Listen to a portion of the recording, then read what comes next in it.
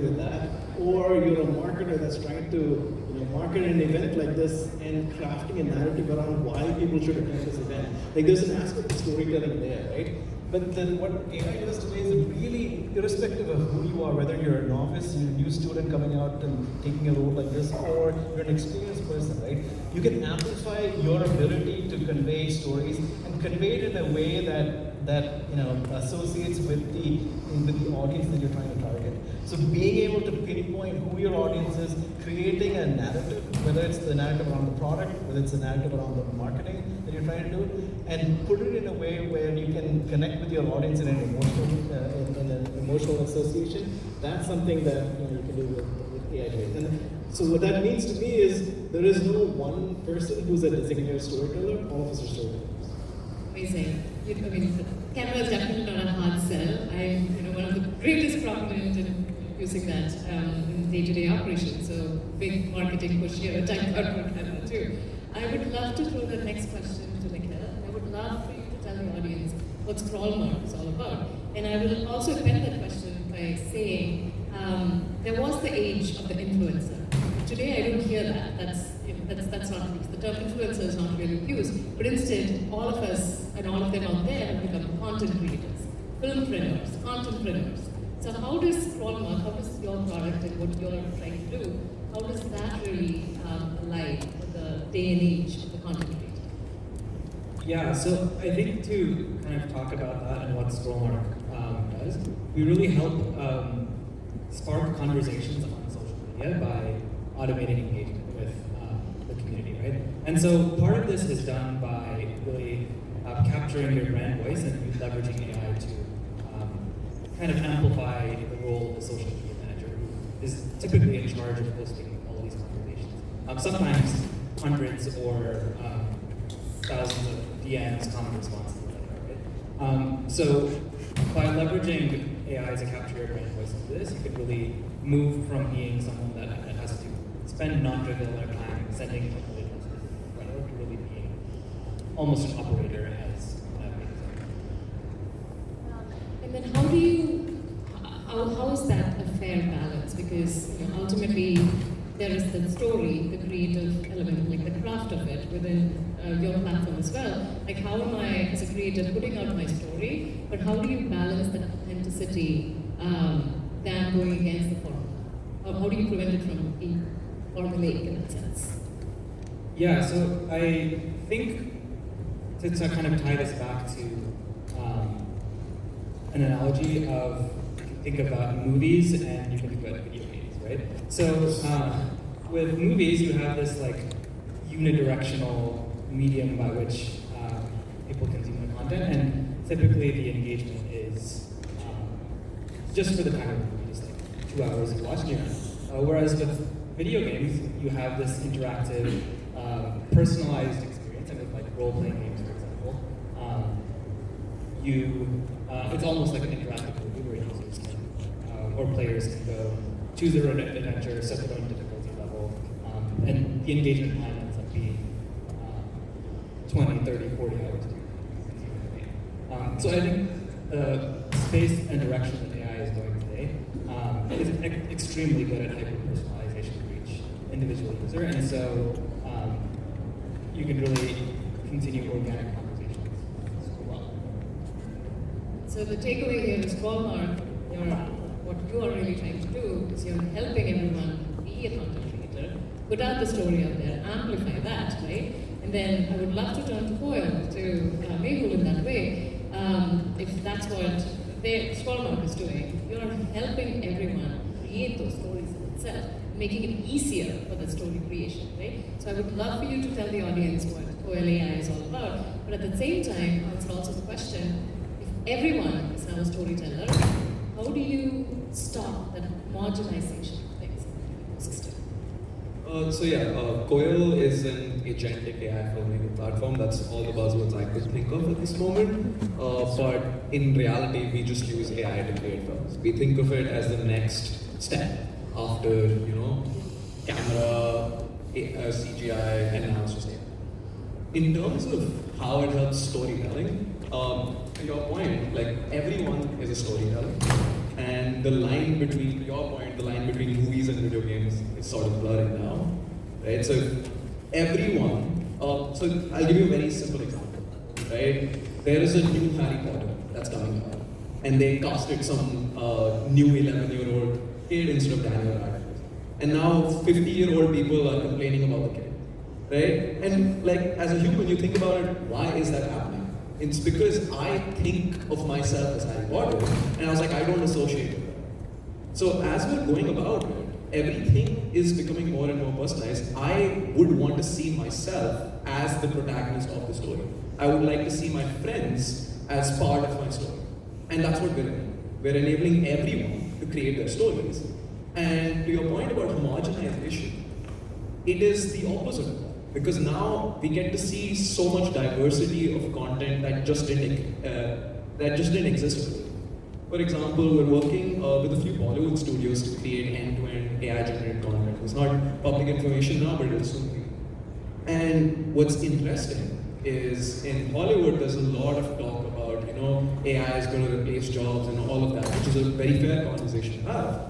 But in Bollywood, the kind of content that is being generated with AI didn't exist. Like, no one in India could make an Avengers level or an Avatar level of film, but now they can. So the stories that will come out using AI will be way more diverse and interesting and culturally relevant than before. So interesting. So are you saying that with AI again, like the playing field was level, because there has been a lot of comments, right? Like when India, Bollywood produces an AI-generated film or a VFX film that is touted to be like one of the best, and then the audience sees it, and a lot of time it's cringe. Right? We've had that experiences before from India. So are you saying this is the next frontier now, where with agents or agentic filmmaking, we are able to get the parallel quality as what we've always imagined, the highest quality CGI and VFX? So yeah, I think the biggest thing that people don't realize, the reason why Indian content has been bad, so-called over the past few years, is really just a budget issue, right? For example, most of the VFX that happens in Hollywood films is done by Indian students. And that is why if you stay for like the post-credit scenes of any Avengers movie, everyone, I don't know if I'm the only person who does this, I stay and I watch until like the Indian names start coming up. I do that too. Right? And in tiny script, right? Like, Yeah. you have to like release. And like, if you look, it's all VFX artists, right?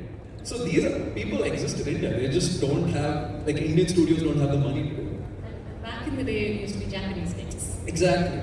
So what's happening now with AI is that the cost is now 100. So to your point, the level playing field of the quality of effects, you no longer need that high level budget to create that level of content. That's the democratization that's happening. And I'm sure over the next few years and months, we're going to see a huge influx of Indian content that is equally, if not better than the Western. Great. This is a great segue over to you, Russell, with Saga AI. So Saga AI, if folks don't know, I wouldn't say it's replacing the writer's room today. That would be another reason for Hollywood to start striking. But Saga AI is again a wonderful, powerful tool where for script writers, you give it prompts, you can even generate like an entire script. And something again for us at Southstack we always say, when you're trying to pitch to a decision maker, it's not a flat PDF, a static PDF you're submitting. It would be amazing if there was a video alongside it, a mood board or a proof of concept video, right? And Saga AI exactly creates that. So what do you think, Russell, in terms of all the strides and all the conversations that were happening? Like, are we powerful enough to replace writers' rooms today? Well, it is a really funny story. So we started 5 years ago. I saw a demo of GPT-2 in a Stanford online class, taking it during COVID, and it just blew my mind. Like, okay, these robots can speak English now, and my brother is a computer engineer turned film school filmmaker in Toronto, and he just had twins. He works 12 hours a day on set as a first AD, and he tries to write in his spare time, right? And no one has spare time, so I built on the first GPT-3 API a prototype for him. I scanned in all his novels he's written and screenplays and just built him a tool. And he'd be using it on set. This was 2 years before the strikes in 2013. People would come over, and ChatGPT was nuggets. They didn't know what AI was, so oh, that's great. Type in my help me with an Act 3 twist. Oh, perfect. Can I use that? Oh, let me use it for the rest of the month. I'll pay you $50 if you keep it up for me. And that's when we were like, okay, maybe we have a startup sort of founder product market fit going. And so we launched our product in April 2023, 1 month before the writer's strikes. And my angel investor is Jason Calacanis. He has this podcast called The All In. So he was talking with Chamath and David Sachs, who are basically, they're a little political. So they're, oh, well, Hollywood been making woke movies for years, it's time for them to get replaced. So I did start getting death threats immediately on Twitter. It was crazy. Yeah, but we fought through it.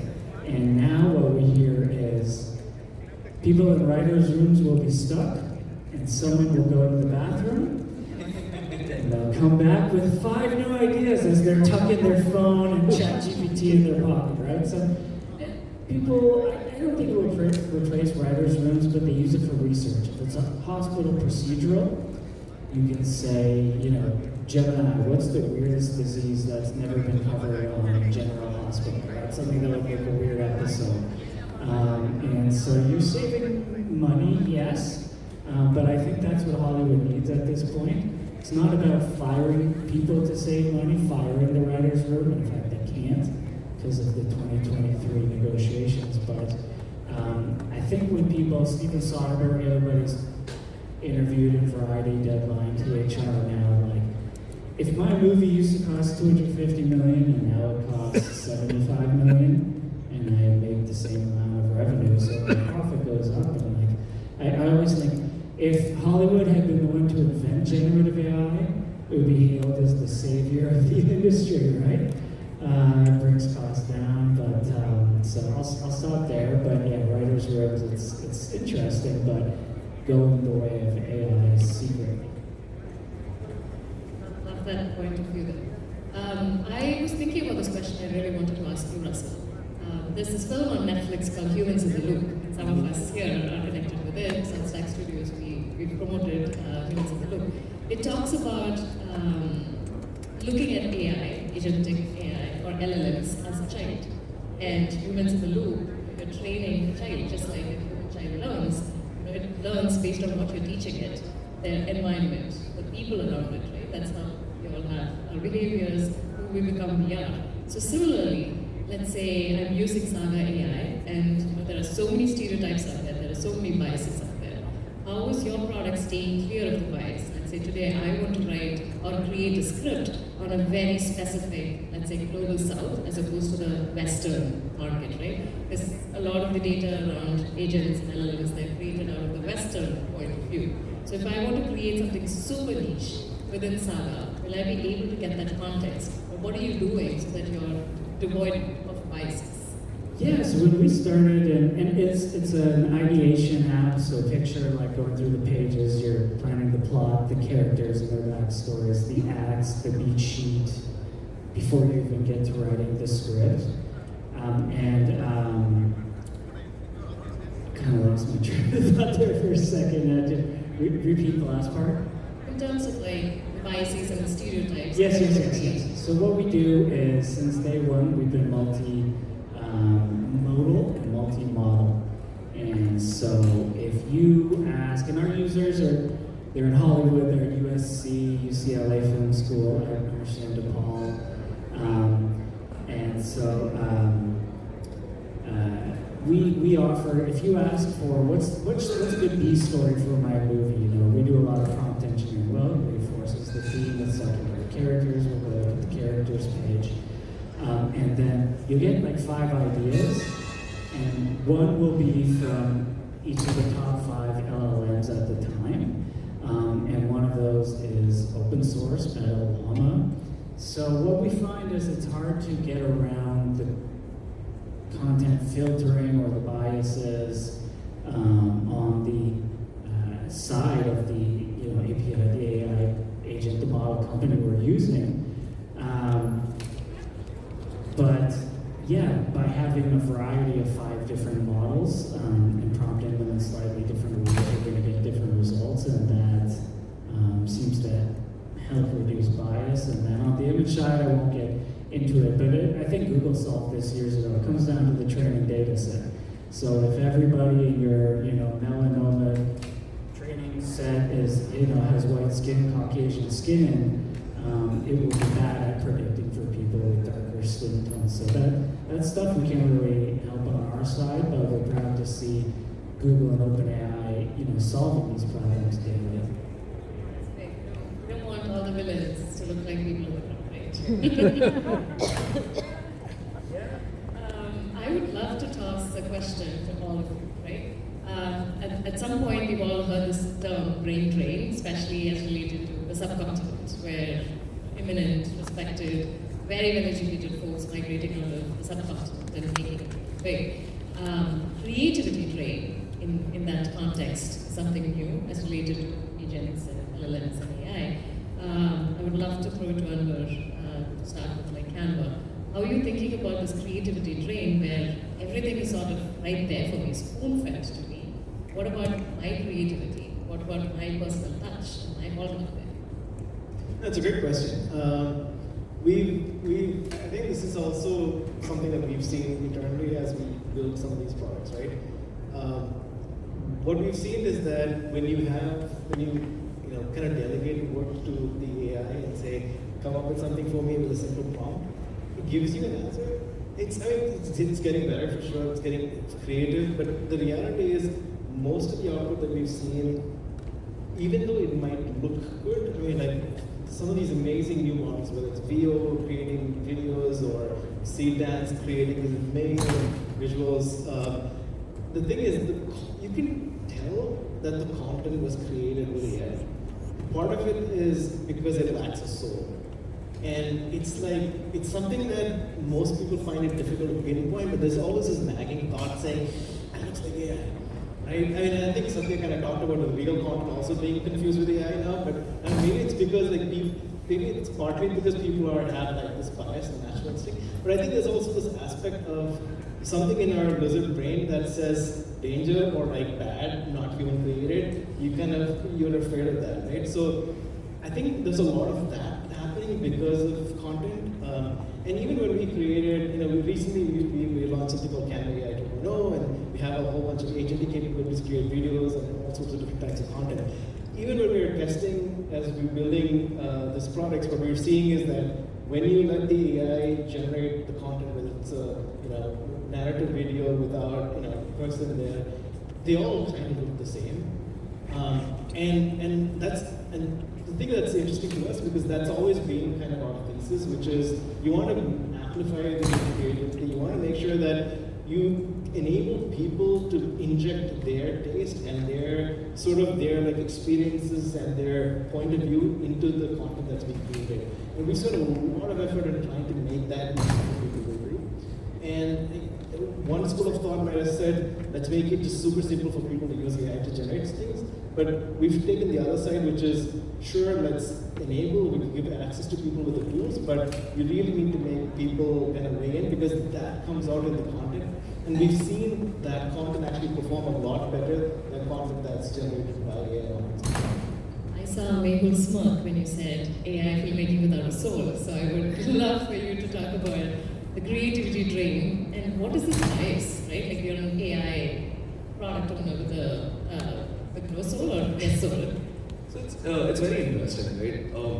The soul versus no soul debate is like just generationally. Like when photography was first invented, people used to say, "Oh, why are you putting machines into what we already do? We already make photoreal paintings, and you're taking jobs away from painters." Right? We saw this with CGI. We're seeing this with AI. I think the big question, and to your point, is that today AI without human input generates something really good. That didn't exist already, right? So our job as a company is to obviously show people who did not have the tools to ever create film that AI can do a lot.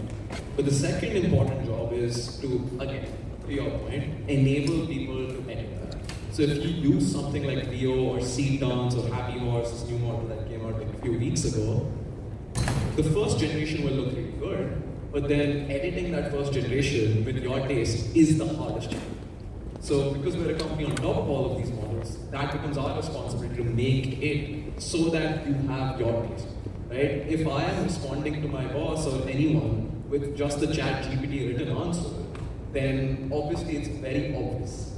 But if I use ChatGPT to edit and talk to it and come up with something, then I come up with a greater answer. That's the idea with video as well. And totally over to you also, like Mikhail. Exactly what we said, right? Like you have your own point of view, you have your creativity. Through your social media, you're using your perspectives, but there's a wrapper on top of it. That's where products like yours come, where you're helping them curate it in the right way. They'll amplify the message, find the right audiences. It's all there for you. So how are you thinking of this creativity train? At the end of it, would we all be scatterbrained in that sense? Is it like dust, cobwebby brain inside, or what does it look like with creativity being drained out of us?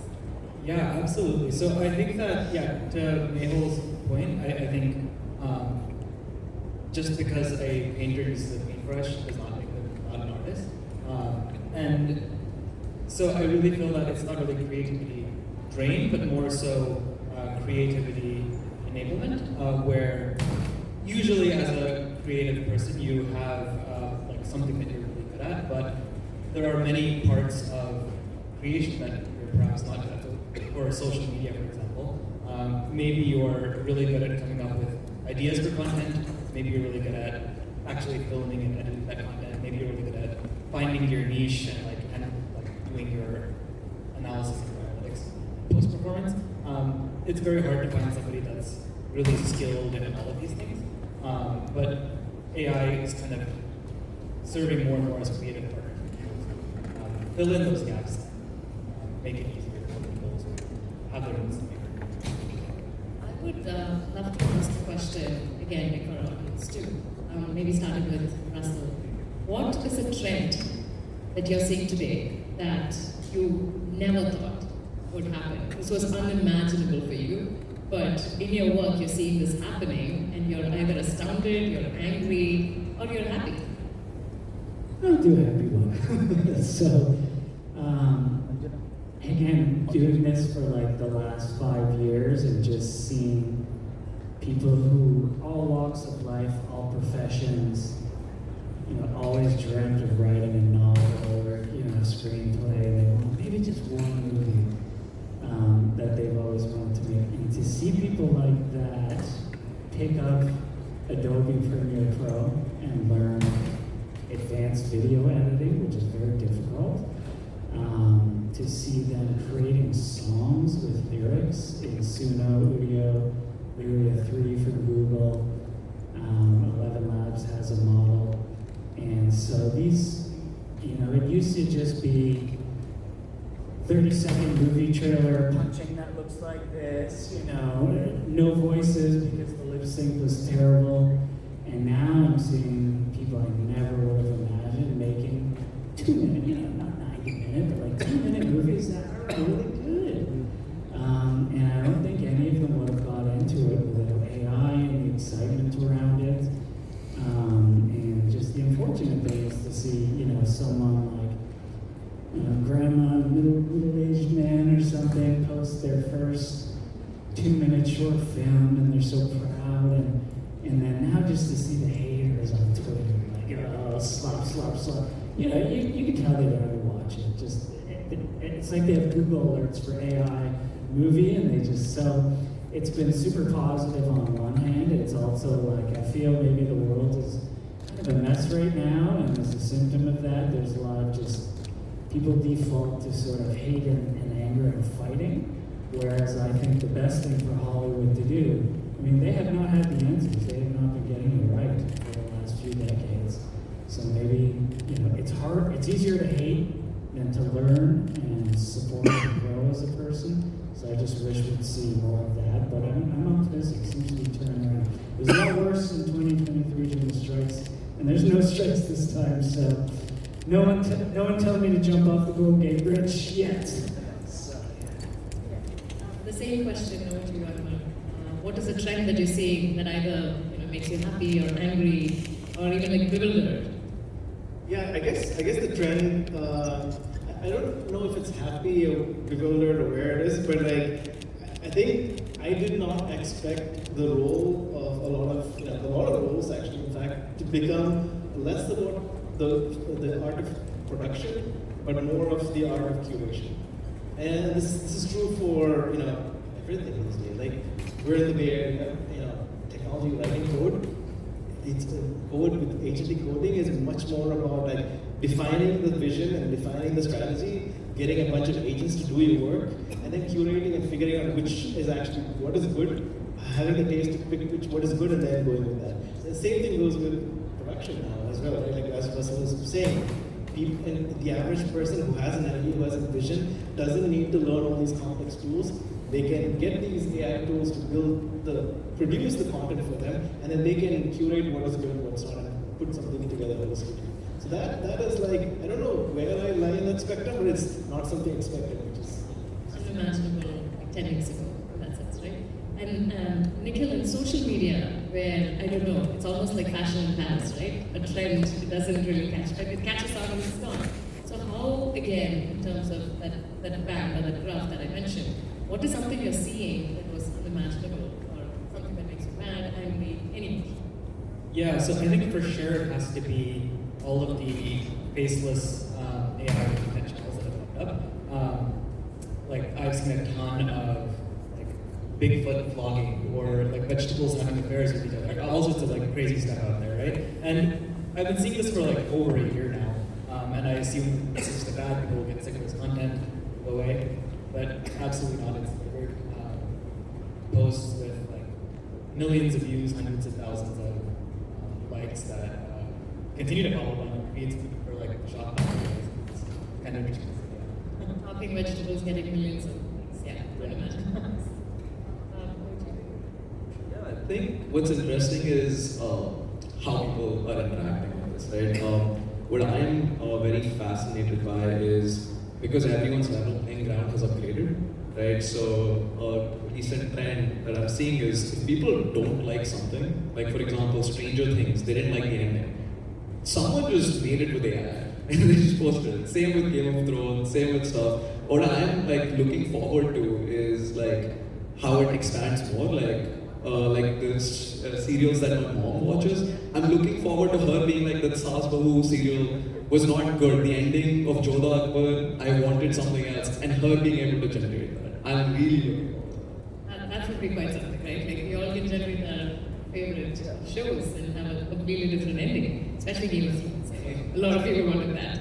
I'm sure there are like media enthusiasts, media professionals. So I'll round this off with one final question, almost as a message to the audience, and then do the Q&A. And the question's in terms of message, in one sentence. What do you think? Where is storytelling in the age of AI headed? Starting with us. Where is storytelling in the age of AI headed? I think that story is the most important part. A lot of AI companies, which are great, like Runway ML, but they start from the video, kind of working backwards, and maybe sound, maybe lip sync. Not a lot of people are touching story and storytelling, but I think what's going to happen, like someone back in the day, like Ben Affleck, wanted to be a slashy, so he was a writer, then he wanted to act, so writer slash actor slash now producer slash executive director. I think in the age of AI and filmmaking, everybody will become a slashy, the ultimate slashy. Like you did the ideation, you wrote the script, you did the video production, the VFX, the sound engineering, you're self-distributing on YouTube and TikTok and Real Short Box. You're doing your own marketing campaign with Nano Banana 2 and GPT Image 2. Like you can do everything. So during the strikes, when people were trying to talk to them, they were, well, the studio's just gonna fire us all. I'm kind of, well, fire the studio. You know, you've hated their director's notes for years. You know, people, not to get serious, but Harvey Weinstein, you know, people take advantage. There's been bad stuff going on. Maybe it's time for the studios to not be billionaires and the long tail of content creators making UGC instead of doing cute dances and take, you know, smack a pie in someone's face and now it's a video. Like those kids who aren't going to film school, maybe they will learn from an app like ours from Saga how to structure and write a screenplay. And so yeah, please, I'll just leave you with createsagas.com if you want to try it. Sign up free. There's a 3-day free trial of premium, and I think we have an extra code. And we'll add. But yeah, thanks so much for having me. Wow, that's a tough one to follow.